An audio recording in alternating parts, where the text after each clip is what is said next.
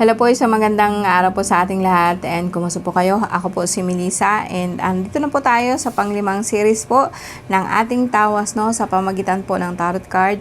So sa mga baguhan po dyan, paki-subscribe po or at least kahit papaano po, paki-comment po dyan sa baba. Sana po magstay po kayo, meron po akong tawas 1, 2, 3, 4, panglima po to. So pwede po ninyong balikan yung mga nauna and makikita po ninyo may mga binibigay po ako sa inyong mga sample na mga gamot na pwede po niyong gamitin. Okay, ang mechanics po natin, as I said, isipin po ninyo nandito po kayo sa aking harapan and harap po kayo ng aking altar. Nandyan po ang aking mahal na mga santo ninyo, ang aking San Miguel Arcangel, and of course, aking mahal na ina at ang aking mahal na Divine Mercy. And sa inyo guys, isipin po natin ang araw na nakatutok po dito sa ating noo. And salubungin po natin ang ating hininga. So, inhale po. And pag nag-inhale po kayo, i-hold po ninyo, piitin po ninyo ang inyong ilong para po itong hangin po ng nasa is makapasok po dito sa ating noo, which is the temple of God, Kahit paano po, magbubukas po ang ating third eye. And papasok po dito sa ating chakra kasi ito po ang gusto kong mabuksan para po magkaroon po kayo ng connection po sa mahal na ama and sa mahal na ina po or sa buong universe po, And maririnig po niya ang bawat hinaing po ninyo or mga gusto po ninyong iparating po sa ating Diyos na sana nga po basbasan po ang bawat isa po sa atin. And let us begin, So Sagittarius, sa mga tao po na isinilang mula November 22 hanggang December 21. Sa inyo po to. Isipin po natin ang araw dito po sa ating noo. Imagine it as vivid as possible. Sabayan po ng ating hininga. Sabay po kayo sa akin. Hingang malalim. Hold.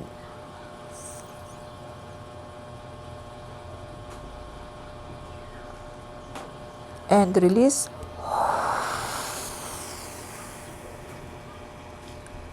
Ulitin po natin. Hingang malalim. Hold.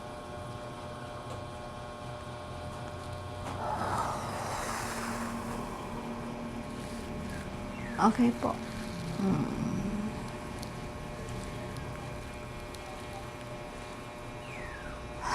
Ulitin ulit. Hingang malalim.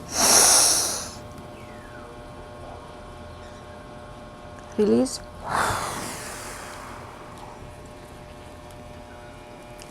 Diyos sa mga makapangyarihan sa lahat, basasan mo ang bawat katagang bibig kasin ko. Kristak, ortak, aminatak, hokmitak, aminatak, hiptak, doay milomiat, hokbe, beromnia, obaram dakakna, Jesus Domini Eterno, Jesus Domini Di, Jesus Rexum Dom, Jesus Aymanuel Jah, Salvador del Mundo, Acto Dom, Jesus Cristo Yeshua, Salvami, Yahaha.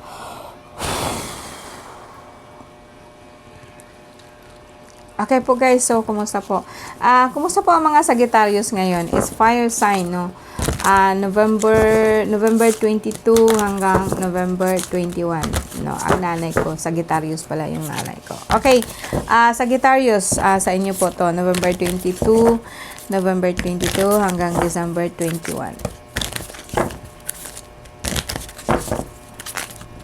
Fire sign po ang Sagittarius.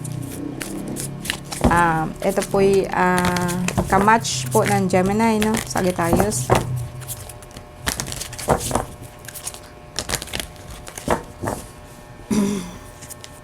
November 22, anong nangyari sa inyo? Okay, Lord. Parang nakakulong kayo ngayon. Parang alam niyo guys, lagi ko nakikita itong witch na to. I don't really like her. Ito. Para po kasing kinulong niya kayo sa sobrang daming gastusin. And pang ang witch kasi pumapasok po yan sa ating isipan. Sila yung mga yung entity po na selosa, entity po na inggitera, and kuminsan po talaga may mga chismis po na naririnig nyo, nagiinit ang ulo nyo, hindi nyo alam kung anong kasunod na gagawin, and nagmumukmuk kayo or nagfo-focus po kayo sa kung hindi po nakakatulong po sa buhay po natin. Why? Okay, let's see. Okay, Sagittarius, sa ngayon po may nakita po akong problema po sa kidney nyo. parang mataas po ang inyong creatinine, no? Lower back po talaga po yung masakit.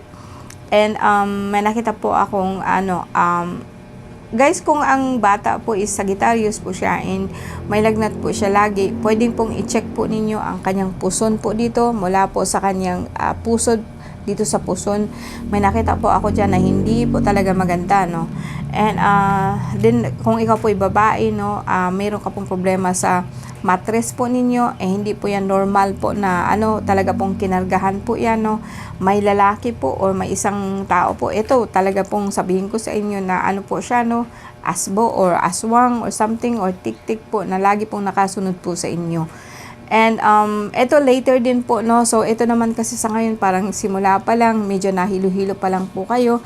Sabihin po natin na hindi agad itong naramdaman nyo dito, hindi pa siya ngayon. Kasi yung dalawang spread po ninyo is maganda pa siya. Ang panghuli po ang hindi maganda, no. So sa akin sa ngayon, para lang pong medyo masakit lang po likod nyo. Then kuminsan po talaga pong may nakita akong stress po ito sa pamilya or talagang hidwaan po between families and families, mga relatives lang po, no, na kung saan po is parang pinaalis, no, pinapaalis pa kayo sa tirahan nyo. And may mga nakikita po ako dito na yung mga balikat po niyo talaga pong sobrang sakit, no. And hanggang sa lumala po siya, no, palala po ng palala. And dito dati sabi ko masakit lang po, mayroon lang po kayong mild na UTI, masakit lang po talaga likod niyo, lower back, no, mga balakang. Pero dito kasi ngayon parang mayroon ako nakita dito na hindi maganda, no, kasi dito talaga is nagre-ritual po talaga ito, no. Isang lalaki po na kung saan ang target po niya is yung mapahamak ka po talaga, like yung mattress mo talaga pong sinalpakan niya. Kung lalaki po to, para pong ang hirap po umihi, no. And may lagnat po kayo sa ilalim or sabihin po nating infection. And dito din po parang medyo manas din po ang lower back ninyo, kaya po talaga masakit paa. Kuminsan po talaga, no, kasi ito kasi buong pamilya na pinagtutulungan ka na, no, mag-asawa, nagre-ritual po sila, gumamit po sila ng bungo, no. Ito kasi talaga pong, kaya po talagang masamang-masama po pakiramdam nyo, no. Kung sakasakali man itong mag-asawa, ito yung tinawag ko sa kanina na parang may gustong paalisin kayo dyan sa kung saan kayo. Kaya ang buhay mo, ang bahay na yan, parang buwisit po talaga siya. And pinapaalis po kayo, no. Kung sakaling bahay po niyo, ipaglaban po ninyo, no. Huwag po kayong papayag na may mga tao o ibang entity po na nagpapaalis po sa inyo. Pero ang mga lahat po ng mga entity na yan, kung wala naman po kasing nag-utos sa kanila, hindi man po yan mananakit, no. Ito kasi nakita ko mag-asawa po siya and kadugo mo lang, no. So ibig sabihin pamilya lang po ba, no. So itong card na to overall, no, pwede kayong, kung mas maganda dito sa Sagittarius, no, kumuha po kayo ng bangkal ko. Yung bangkal, kung may bangkal mong kayo dyan, no. Kung sa Bisaya, kung sa sa Bicol pa, mambog po yan, no, balat po ng mambog. And sa akin, andun po, no, hindi ko nadala dito, no. And sabayan po ninyo ng pag-inom po ng kasi ito talaga, parang sa ngayon po, may lagnat po talaga kayo, no. May lagnat siya and may UTI, parang may acute na UTI po kayo, no. So, yun sa Sagittarius, no, yun ang nakita ko sa inyo sa ngayon, no. And hopefully po guys, no, Sagittarius, mag-advise po ako sa inyo na kumuha po ng mambog po o bangkal po galing sa akin, no. Hindi na po normal po yung nararamdaman nyo. Ayoko po na mag-inom po kayo ng antibiotic, hindi po gagaling no, no. Kasi karga po yan, no. So, sa lahat, no, Sagittarius, November 22, tingnan po natin ulit, no.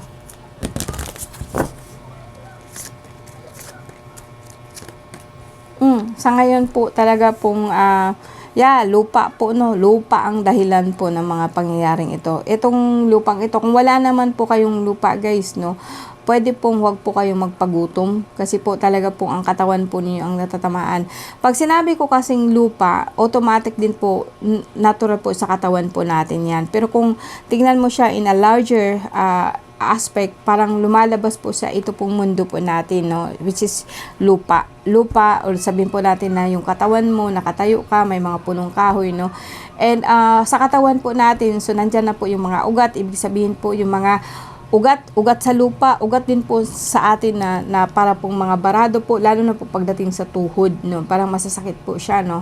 Ito po parang, kumbaga sa akin, itong lupa na kinukuha po sa inyo, pinagpipilitan po niya na maubusan po kayo ng pera para makuha po or maibenta po itong lupa sa kanila, no? Maraming paraan, guys, no? Talaga pong minsan hindi talaga maganda yung iniisip ng tao, no? And pero kahit ano po, sumunod po na card mo is maganda po siya, no? You were really thinking about taking it, or like say, ano pa rin ba? Mataas pa rin po ang kumpiyansa mo. So, siguro, kahit paano po, hindi ka naman po natabangan po ng sobra, no? Sa Sagittarius, no? And mag-asawa talaga nakikita ko, no? Mag-asawa po ang tumitira po sa inyo, no? And dahil po to sa lupa, guys, no? So kung minsan mayroon pong pinapagawa siya or mayroon pong nauutusan po siya na sabihin po natin na pinapagawa ka sa ibang barangay or sa parang umano pa siya sa ibang barangay, no, para ipatrabaho po kayo na makaalis po talaga kayo dyan sa lupa na tinitirhan nyo, no. Just in case naman po, guys, no, talaga pong kumbaga sa akin, kulang po talaga to kasi kahit anong gawin ko, lagi po talagang lumalabas po itong bungo po na kung saan ginagamit po niya. And itong dahilan kung bakit minsan po talagang lula, parang matutumba po kayo, no. Matutumba po kayo, parang mawawalan po kayo ng lakas kasi yung paa nyo, yung tuhod ninyo. And dahil nga po ang ginamit po niya talaga niya is bungo or orasyon sa bungo or orasyon sa patay, no.